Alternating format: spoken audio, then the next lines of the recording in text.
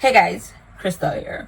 So this video has been due for quite some years now, and I've kind of just been iffy about doing it.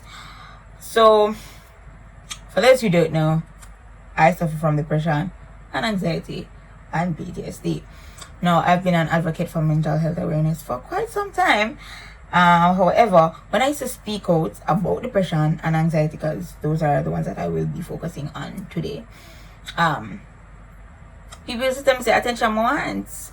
And it's because me can't bother with the foolish, I was like, you know what, I'm gonna leave that alone. So I'm gonna just take with myself. Anyways, the other day I did a poll on Instagram and Facebook, and a total of 53 persons voted, and 53 out of the 53 persons said that yes, I should do a video on mental health. And a few other persons have been asking, because they're saying that it's a pandemic, and depression is now more prevalent than it has been. So this is the video. Feel like me spend a long enough time on the introduction and so. But yes, before I proceed, let me just say that this is my experience. Everybody's depression, everybody's anxiety, everybody's PTSD, everybody's suffering won't suffer the same way. I can only speak from my experience. So if you not go through that, okay, that's it. But this is my experience. So the other day, a former friend of mine said to me that he can't understand why people just get up and choose depression. Like, who wakes up and chooses to be sad every single day? And honestly, when he said that, please note, the former friend, when he said that, I wanted to end the friendship immediately, like instantaneously.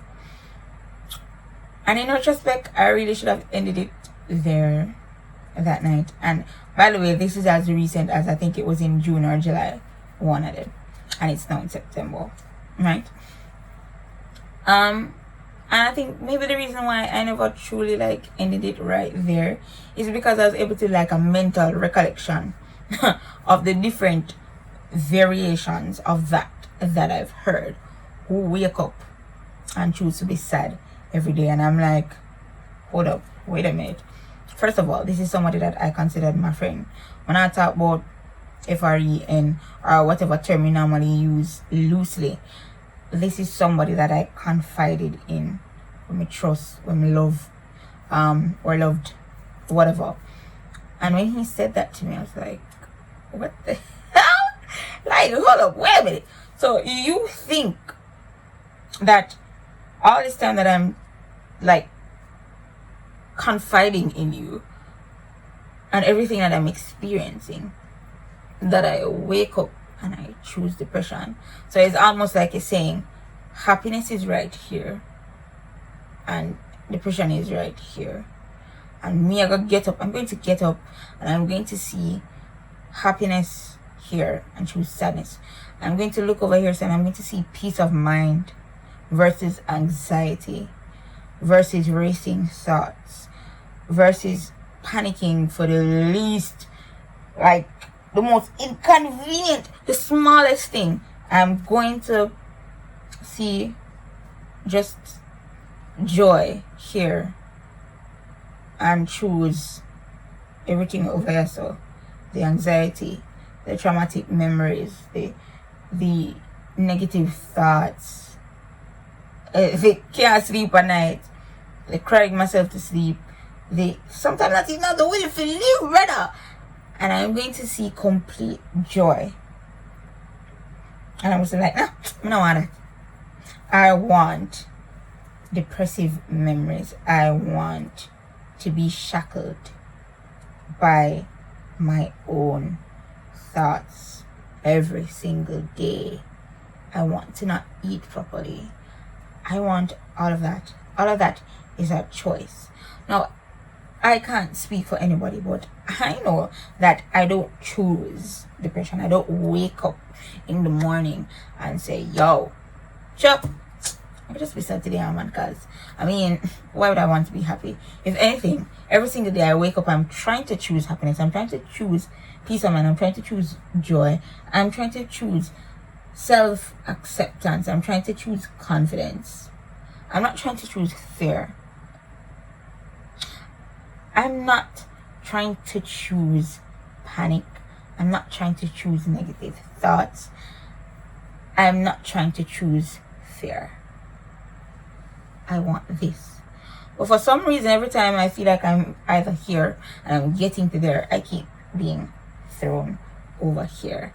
I don't know what it is like for anybody, but for me, in my life, I don't get a chance to deal with things because as one thing happen, one next thing happen.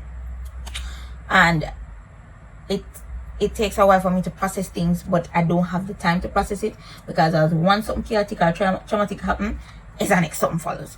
So no sir, I don't choose depression. And should in case someone is out there that chooses depression, I could probably try to empathize because once again, this is my experience. Yeah, sometimes when we grasp happiness, it is taken away from us, and it take away from, like, we not even have a time for nurture it. We not even have a time to get to know it. Sometimes we not even have time for acknowledge it. It's just taken away. And when it is taken away, that fear that when you reach right here again, it will be taken away once again. So maybe some persons will choose depression because it is all they know. They don't know how to exist outside of that. Yeah, maybe you will have persons that get up and say, you know what, I'd much rather be here because this is all I know.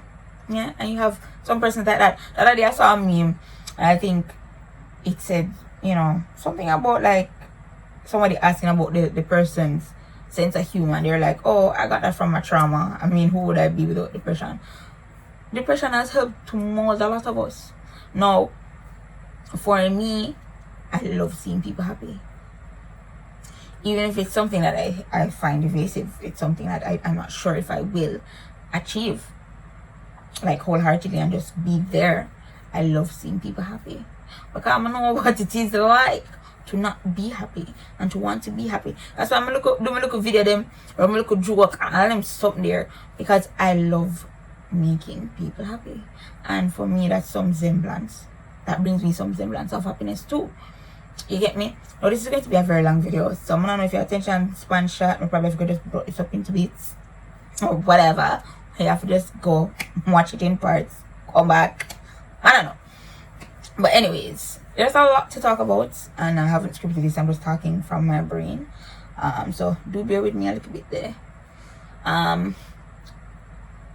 It's when you suffer from depression and it's coupled with anxiety, it puts you in this weird position, right? Because for me, I isolate. That's what I do. And before I even started to like fully isolate, I would take myself away, but you probably wouldn't know. You'd see me post on social media. Now for me, there are several different levels that I experience. I don't have a name for them, but I think I can speak on that in a little bit. We can speak on it now. Why not? So I think I'd probably say that the very first two levels of my depression is, it's not, you don't know. Like me, I'm high functioning. I'm a high functioning depressive person, but when it gets really, really, really bad, that's when I decide to isolate myself. So when people find out that me suffer from depression, they're always like, you? No, girl. Anybody else but you. You always a smile. You know, you always seem happy. And I'm like,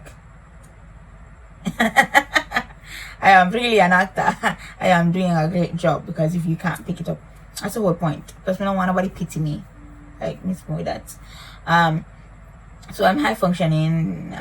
You can't tell the first two levels, I guess you can say. You can't really tell. Maybe level 3 is when you probably see me like overshare, overpost. I probably like OD with a couple dark posts. I'll probably drop a little one sad quote or something like that, but it's still not very obvious that I'm going through something. Level 4 and 5, I start oversharing some more, and I'll take myself in and out, just in and out. I'll apologize constantly because of my oversharing and my anxiety. This is when my anxiety is peak. I share a few experiences with you on, you know, just the impact of like anxiety and depression. The phase that I'm in, I don't know if it's 5, 6 or whatever, but I know that the last 2 phases, it's kind of triggery. It will trigger people, so I won't go into those last 2 ones. But I think the phase that I'm at right now is I'm trying to get out of the phase before the third to last phase. I don't know if for me I say make sense sooner, but I'm going to tell you the phase that I'm experiencing. So a lot of people think that depression only has like this mental side effect, but it does things to you physically. So the current phase that I'm in, it's something that I've never really talked about because honestly I feel embarrassed. Just admitting it. And I like admit it's not even myself, but here I am about to do so in front of much strangers. Child, anyway, so I'm over myself at this point. But anyway, for me, there'll be suicidal ideations. I'm not gonna do nothing to myself, so just calm down. But that's one thing that will pop up the more depressed I am, which is why I'm trying to come out of this depression. So I'm going back slowly and surely on social media, and I'm talking to a few persons here and there. But now that that is out of the way, because I just wanted to get that out of the way, there is that. I panic, so I'm very fearful of leaving my house. I'm not sure if I'm the only person, but this whole pandemic has just made it 10 times worse. And then seeing persons now like arguing about vaccinated and unvaccinated, and then you just don't know where you are. I live in my head, so I overthink a lot. The other day I ended up sleeping a lot. So if everybody know me, everyone say I'm an insomniac. 2 o'clock, 3 o'clock, you up, you see Crystal up too. But my depression got so bad that I was just sleeping incessantly. And funny enough, I definitely try to convince myself that it's braces, because those persons who are really close to me will know that I suffer from sleep apnea, and that is why I have been braces. Not so much because I never like my teeth, as people tend to think. Oh my god, you smell so nice. That's not why I'm doing it. I have sleep apnea, and they say that, you know, it will help to readjust your jawline, therefore opening the space so you can breathe better and sleep better. So for me, I was like, oh yeah man, I do braces. But no, I've gone back to not sleeping, so I'm getting 3 hours of sleep. And when you get 3 hours of sleep, you get hyper, and I get hyper. So I'll either be hypo, meaning I'm very low in energy, or I'm just really, really high, just running off adrenaline. Hi, interrupting voice here. I may insert a few of these in this video, but when I lack sleep, I'm extremely irritable and emotional. Matter of fact, here's a list. Currently, so this video might be all over the place, because I don't know. But anyway, so currently, the anxiety is up. The next thing is, I will forget things. So I've been forgetting things a lot. I'll forget names, I'll forget faces, I'll forget things that I wouldn't normally forget. And you know, sometimes when we do things, you know, out of habit, we think that alright, it's just out of habit, you know, your body is on autopilot. So like you drive and you come in and you're not really sure or you come in, but you just know say you come in, because the body can do that. Mine is a little worse than that. So let me give you an example. The other day I went to an ATM, and when I went to the ATM, I remember putting the card in the machine, and then I didn't remember my password. I didn't remember my PIN, and because of the meaning that my PIN has to me, there's no way that I should have forgotten the PIN. I didn't remember the PIN. I don't remember anything more than getting the PIN wrong and taking out the money. Then I lost the card. So when I lost the card, I was like, alright, I'm pretty sure I probably brought it back to the car. Oh, and I remember washing my hands after. I remember sitting in the car and I was just crying. I was bawling. And I was bawling because I lost the card. I have to go back all the way to the bank for go stand up in a long line. That wasn't why. I was crying because I knew that I'm getting way worse, and I was actually in a situation. I think I was putting myself in situations to just make it worse. I'm gonna say when it reached this, so but they're close to the last 2 levels. Them what I'm telling about earlier. So we're not gonna really to go, but just imagine what happens there, right?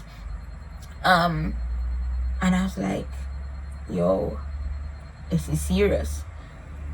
I'm in public. I don't remember my name. I don't remember things. So I just stopped going out. Even the other day, this is as recent as maybe like 3 or 4 weeks ago, something had happened to my eye, right? And it couldn't open. So I drove myself to the doctor. And I drove myself home. And then I went to the supermarket the next day. And when I went to the supermarket the next day, I remember my reason for going to the supermarket being, oh, it's a Thursday, so I don't think I'm going to see a lot of persons in the supermarket at the 3-day lockdown. And I was trying to find the balance. Turns out that I looked at my phone and it was a Saturday. I went to the doctor thinking it was a Wednesday. 2 whole days passed.